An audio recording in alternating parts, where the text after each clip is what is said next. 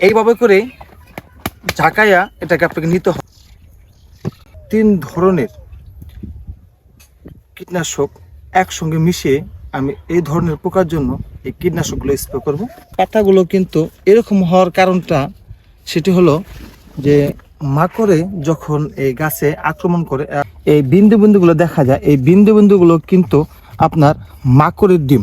এখানে যখনই বল্লা পোকা আক্রমণ করে এমন একটি মাকড়নাশক আপনাকে ব্যবহার করতে হবে যে মাকড়নাশকটি আপনার দ্রুত আপনার গাছের সঙ্গে মিশে যায়।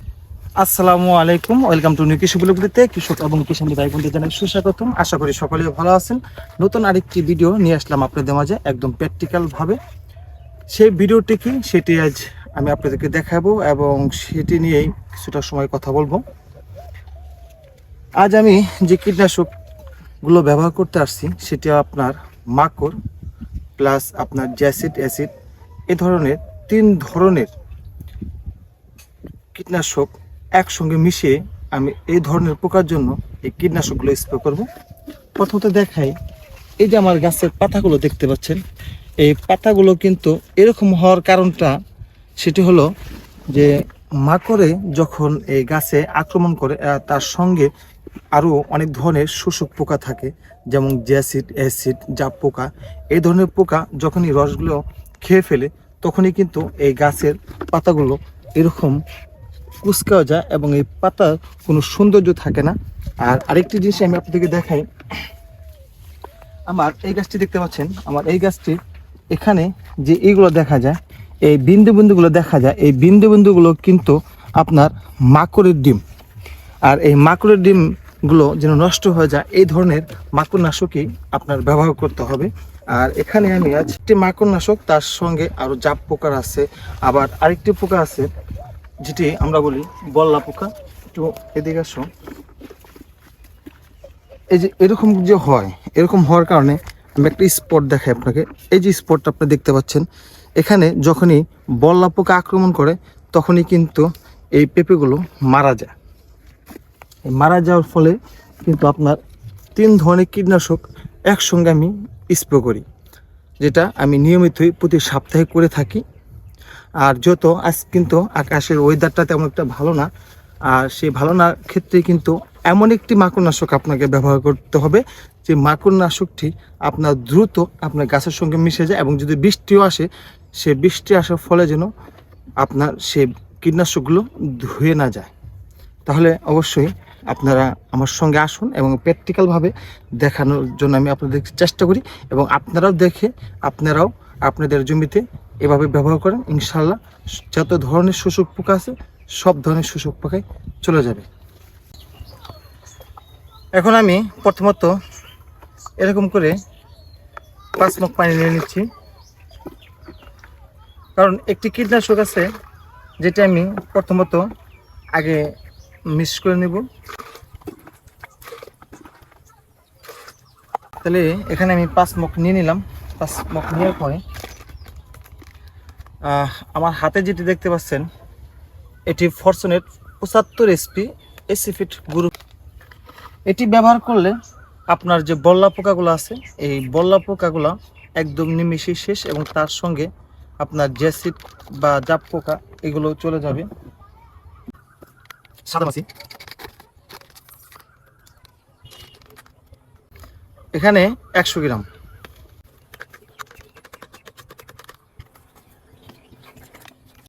এটাকে আমি ভালো করে মিশিয়ে নিব এবং মাকড়নাশকটি কিভাবে ব্যবহার করতে হবে বা কিভাবে এই ড্রামে দিতে হবে সেটি আমি দেখাবো।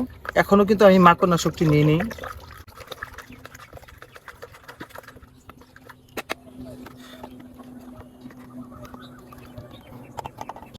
পরবর্তীতে আমি যেটি নিব,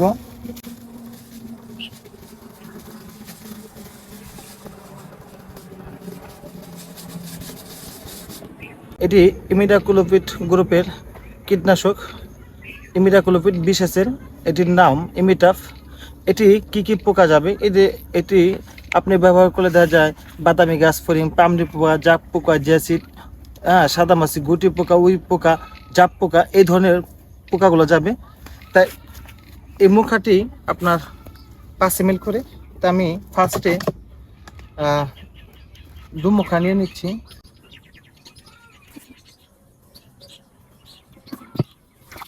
বিশ লিটার পানির জন্য আমি কিন্তু 10 ml নিয়ে নিলাম। এখন এটার পরে যেটা আমি নিব, এরকম বোতলে করে আমি একটু পানি নিয়ে নেব। একটু পানি নিয়েছি বোতলে। তারপরে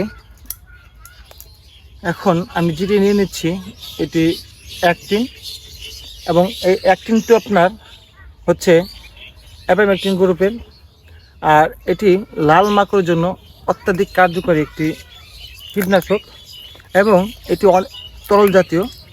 এটি ব্যবহার করার পর দেখা যাচ্ছে আপনি 20টা আইলেও আপনার এই কীটনাশকটি ধুয়ে যাবে না। এটি 10 ml এর মুখা।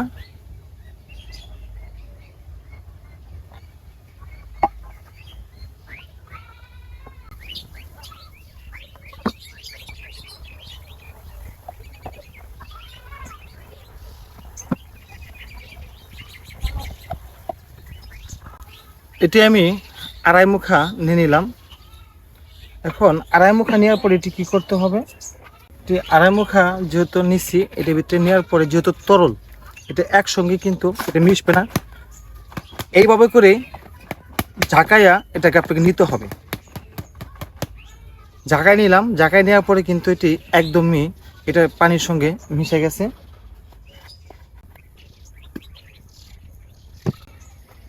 এই 2.5 মুখা আমি 20 লিটার পানির জন্য নিয়ে নিলাম।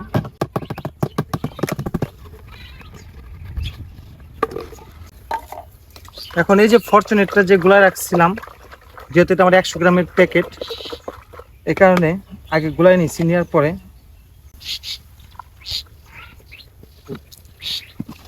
আমি নিয়ে নিলাম। তাহলে আমার সম্পূর্ণ কীটনাশকগুলো কিন্তু অলওয়েজ নেওয়া শেষ। এখন এখানে আমি 20 লিটার পানি নিয়ে নিব। এই 20 লিটার পানি নেওয়ার পরে আমি গাছের কোন অংশে স্প্রে করি সেটি কিন্তু অবশ্যই আপনারা দেখবেন। আর ইতিমধ্যে যারা আমাদের খান সাহেব কৃষি ইউটিউব চ্যানেলটি সাবস্ক্রাইব না করে রাখছেন তারা অবশ্যই সাবস্ক্রাইব করে রাখবেন, এবং যারা এখনো খান সাহেব কৃষি ফেসবুক পেজটি ফলো দিয়ে না রাখছেন তারা অবশ্যই ফলো দিয়ে রাখবেন, কারণ আমি সবসময় চেষ্টা করি প্র্যাকটিক্যালভাবে আপনাদের কিছু দেখানোর জন্য।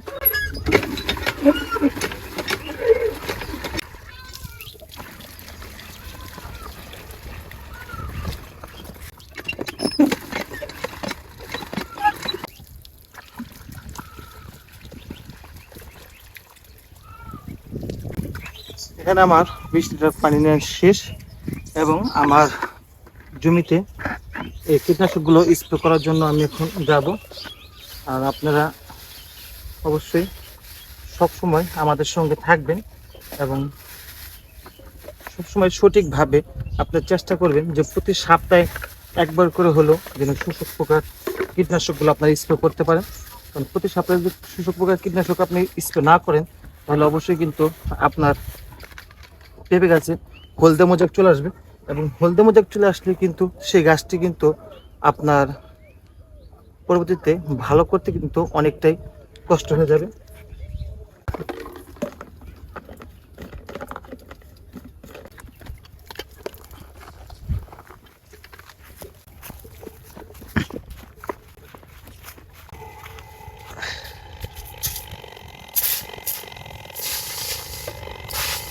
এভাবে করে একদম মাছ পাতা এবং ডালের যে সব এইগুলো আছে, এই ডালগুলোর মধ্যে পোকাগুলো লেগে থাকে বা পোকার ডিমগুলা জন্মগ্রহণ করে, এই পোকাগুলো আপনাকে অবশ্যই মেরে ফেলতে হবে। যারা আমাদের সঙ্গে এতটা সময় ছিলেন তাদেরকে জানাই অসংখ্য ধন্যবাদ। আরেকটি নতুন ভিডিও দেখার জন্য সবাইকে হলো আমন্ত্রণ। আজ এ পর্যন্তই। আসসালামু আলাইকুম।